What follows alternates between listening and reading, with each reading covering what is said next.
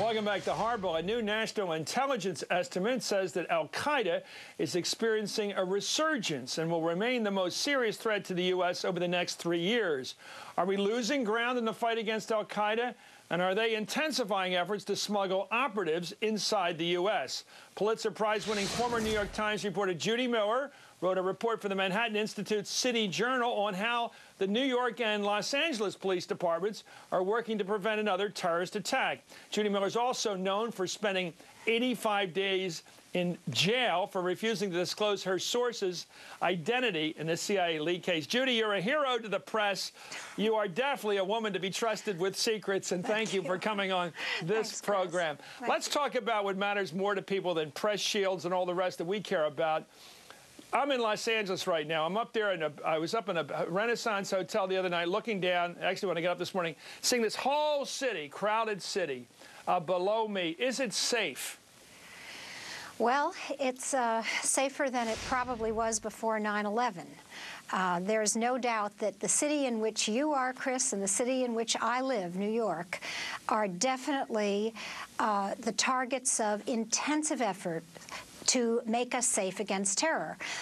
Is it enough? Who knows? But all I can tell you is, especially here in New York, where $200 million a year are being spent just by the NYPD, a lot is going on, and I think people feel safer.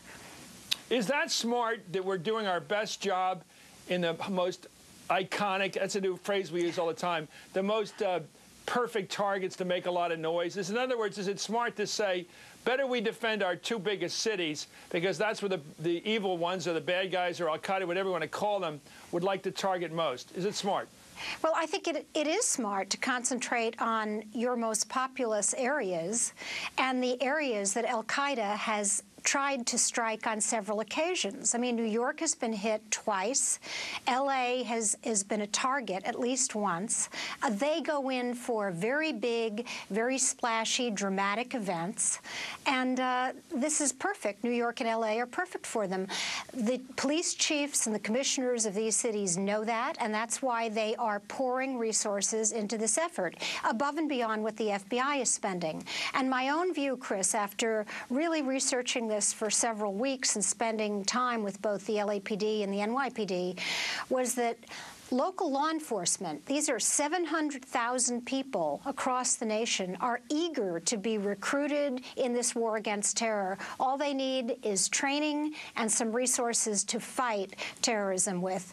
Many of them find themselves on the periphery, and that's unfortunate. Is it a winning battle? Can we protect ourselves in the main against the worst of the mayhem? In other words, can we defeat terrorism to the extent we can live with it? Look, terrorists have to be lucky only once to succeed.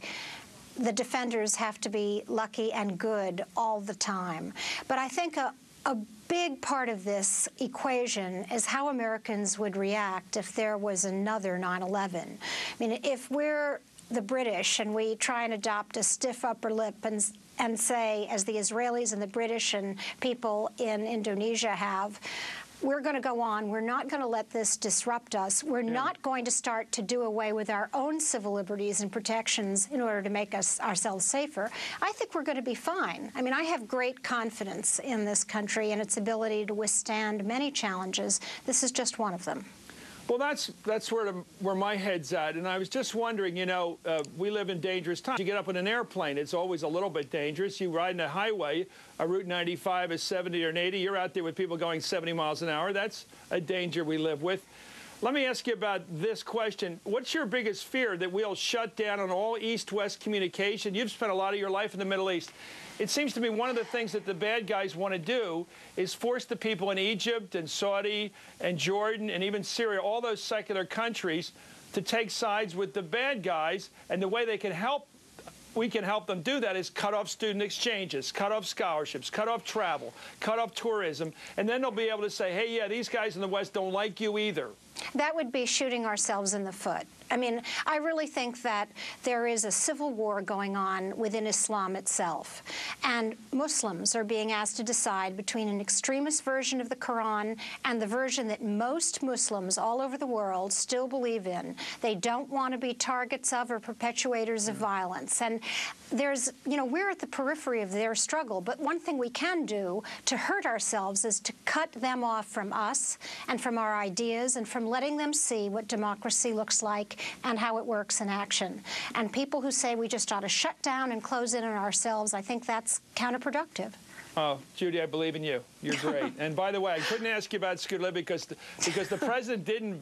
Let's make it clear what happened here. If he had pardoned the guy, we could talk because there'd be no further legal action against him. But because he's now floating around there in limbo as a guy with clemency commutation but still appealing his case, you can't talk about the case. That's I completely right. understand that. I sympathize with you.